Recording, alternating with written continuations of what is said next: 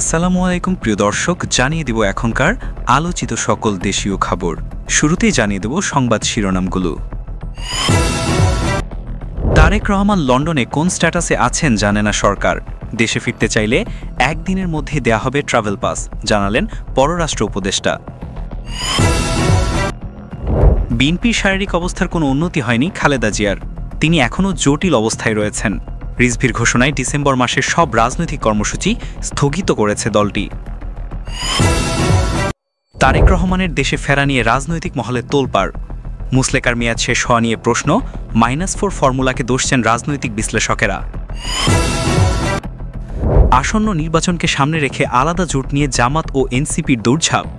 বিএনপিকে চাপে রাখতেই এত জোট বলছেন বিশ্লেষকেরা, তবে পাত্তা দিচ্ছেন না জানালো বিএনপির হাইকমান্ড।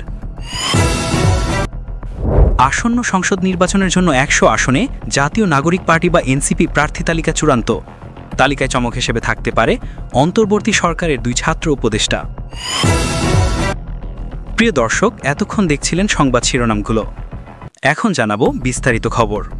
বিএনপির ভারপ্রাপ্ত চেয়ারম্যান তারেক রহমানের দেশে ফেরার ইস্যুটি দিনকে দিন জোরালো হচ্ছে। সরকার পক্ষ থেকে বলা হয়েছে এই নিয়ে কোনো বাধা নেই। নতুন করে পররাষ্ট্র উপদেষ্টা তৌহিদ হোসেন বলেছেন, তারেক রহমান দেশে আসতে চাইলে একদিনের মধ্যে ট্রাভেল পাস ইস্যু করবে অন্তর্বর্তী সরকার। উপদেষ্টা আরও বলেন, তারেক রহমান লন্ডনে কোন স্ট্যাটাসে আছেন সরকার সেটা জানে না, তবে তিনি দেশে ফিরতে চাইলে অন্য কোনো দেশ আটকাতে পারে, সেটি অস্বাভাবিক বলে মন্তব্য করেন তিনি। রবিবার বিকেলে প্রেস ক্লাবে তিনি এই কথাগুলো বলেন। পররাষ্ট্র উপদেষ্টা বলেন, জুলাই গণ অভ্যুত্থানে বাংলাদেশে যে পরিবর্তন হয়েছে তার সঙ্গে মানিয়ে নিতে সময় লাগছে প্রতিবেশী দেশ ভারতের। তিনি আশা প্রকাশ করেন যে 2 দেশের মধ্যে ওয়ার্কিং রিলেশন দ্রুত স্বাভাবিক হবে। এর আগে সাবেক স্বরাষ্ট্রমন্ত্রী আসাদুজ্জামান খান ভারতে আছেন সেটা জানলেও অফিসিয়াল কোনো তথ্য জানায়নি দিল্লি। তাকে ফেরত দেওয়ার বিষয়ে আনুষ্ঠানিক কোনো আলোচনা হয়নি বলে উল্লেখ করেন তিনি। শেখ হাসিনা ইস্যুতে পররাষ্ট্র উপদেষ্টা বলেন, তাকে ভারত ফেরত না দিলেও ঢাকা দিল্লি সম্পর্ক আটকে থাকবে না। দণ্ডিত হওয়ায় তাকে দ্রুততম সময়ে ফেরত পাওয়ার প্রত্যাশা করে বাংলাদেশ। দীর্ঘদিন ধরেই নানা শারীরিক জটিলতায় ভুগছেন বিএনপির চেয়ারপারসন খালেদা জিয়া। তিনি এখনও রাজধানীর এভারকেয়ার হাসপাতালে সিসিইউতে আছেন। দেশীয় বিদেশি বিশেষজ্ঞদের নিবিড় পর্যবেক্ষণে গেল 3 দিন ধরে তার শারীরিক অবস্থার কোনো উন্নতি হয়নি, একই রকম রয়েছে। এমন পরিস্থিতিতেই জরুরি সংবাদ সম্মেলন ডাকে বিএনপি। রবিবার নয়াপল্টন দলের সিনিয়র যুগ্ম মহাসচিব রুহুল কবির রিজভী জানান, বেগম খালেদা জিয়ার শারীরিক অসুস্থতার কারণে বিজয়ের মাস উপলক্ষে যে বিজয় মশাল রোড শো কর্মসূচি ঘোষণা করা হয়েছিল সেটা স্থগিত করেছে দলটি। তিনি আরও জানান, বেগম খালেদা জিয়ার শারীরিক অবস্থা গত 3 দিন ধরে একই রকম রয়েছে এবং আপাতত এভারকেয়ার হাসপাতালে দেশি বিদেশি চিকিৎসকদের পরামর্শে তার চিকিৎসা চলবে।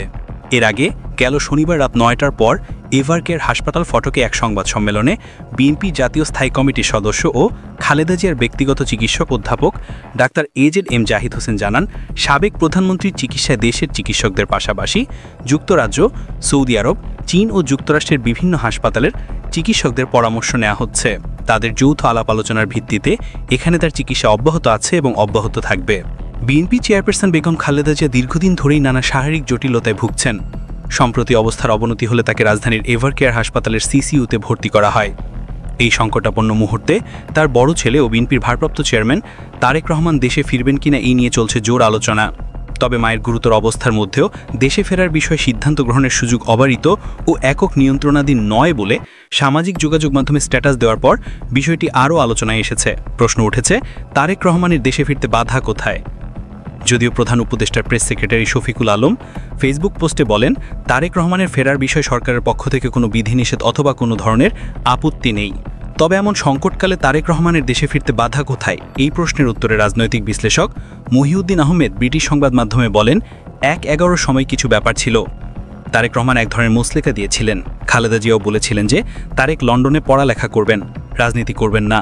সেই অঙ্গীকারের মেয়াদ শেষ হয়ে গেছে কিনা সেই বিষয়ে কিছুই জানা নেই।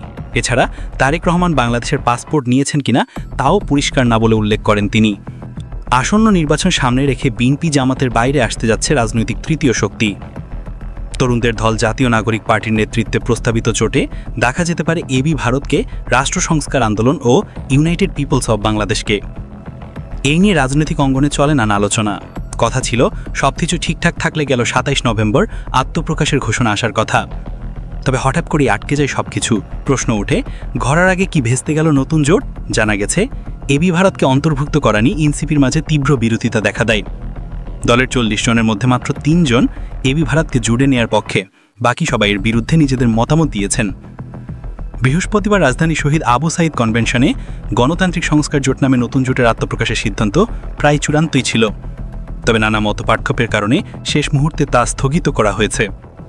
সংশ্লিষ্ট সূত্র জানিয়েছে, এনসিপি সহ 4 দলের এই জোটে গণ অধিকার পরিষদকে রাখা নিয়েও আলোচনা হয়।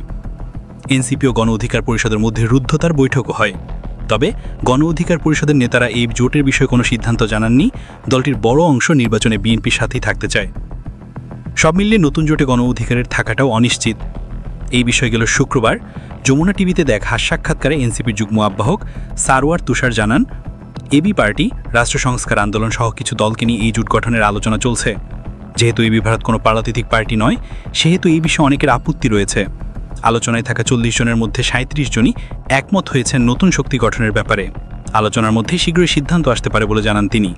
একই অনুষ্ঠানে এবি পার্টির চেয়ারম্যান মুজিবুর রহমান মঞ্জু জানান, এনসিপি, এবি পার্টি ও রাষ্ট্র সংস্কার আন্দোলন এই 3টি দল একটি জোট হতে পারত, তবে অন্যান্য দল যেন কথা তুলতে না পারে তাই তাদেরকেও আহ্বান জানানো হয়েছে। গণ অধিকার 2 দিনের সময় চেয়েছে, এরপরে এই বিষয়টি নিয়ে সমাধান আসতে পারে বলে মনে করছেন এবি পার্টির চেয়ারম্যান। একই সাথে জানান, এটি রাজনৈতিক জোট থেকে পরবর্তীতে নির্বাচনী জোটও হতে পারে। এবার 100 আসনে এনসিপির প্রার্থী তালিকা চূড়ান্ত, যে কোনো সময় আসতে পারে ঘোষণা। তালিকায় চমক হিসেবে থাকতে পারে অন্তর্বর্তী সরকারের 2 ছাত্র উপদেষ্টা। আসন্ন নির্বাচনের জন্য প্রার্থী মনোনয়ন প্রক্রিয়া শুরু করেছে জাতীয় নাগরিক পার্টি। দলটি জানিয়েছে, যোগ্যতা, অভিজ্ঞতা ও আর্থিক স্বচ্ছতা বিবেচনা করে প্রার্থী নির্ধারণ করা হচ্ছে। প্রার্থী সংখ্যা 100 আসনে সীমিত রাখা হয়েছে, যদিও বিএনপি, জামাত বা অন্যান্য দলের সঙ্গে জোট গঠিত হলে আরও কমতে পারে। ইতিমধ্যে 1484 জন মনোনয়ন প্রত্যাশী ফর্ম কিনেছেন। এনসিপির মুখ্য সমন্বয়ক ও নির্বাচন পরিচালনা কমিটির প্রধান নাসির উদ্দিন পাটোয়ারি বেসরকারি গণমাধ্যমকে জানিয়েছেন, তারা ক্লিন ইমেজধারী এবং নতুন বাংলাদেশ গড়ার মতো যোগ্য ব্যক্তিদের প্রার্থী করার চেষ্টা করেছেন। তার ভাষায়, যাদের প্রার্থী করা হবে তারা দলীয় প্রার্থী চাইতে গণসাধারণের কাছে নিজেদের প্রমাণ করতে সক্ষম হবেন। এনসিপি শীর্ষ নেত্রীর মধ্যে দলের আহ্বায়ক নাহিদ ইসলাম ঢাকা 11 থেকে প্রার্থী হচ্ছেন, তবে একই সাথে তিনি ঢাকা 9 থেকেও প্রার্থী হতে পারেন বলে জানা গেছে। সদস্য সচিব আক্তার হোসেন রংপুর 4 আসন থেকে প্রার্থী হচ্ছেন। অন্তর্বর্তী সরকারের 2 ছাত্র উপদেষ্টাও এনসিপির হয়েই নির্বাচনে প্রার্থিতা করবেন বলে আভাস দিয়েছেন এনসিপি কেন্দ্রীয় নেতারা।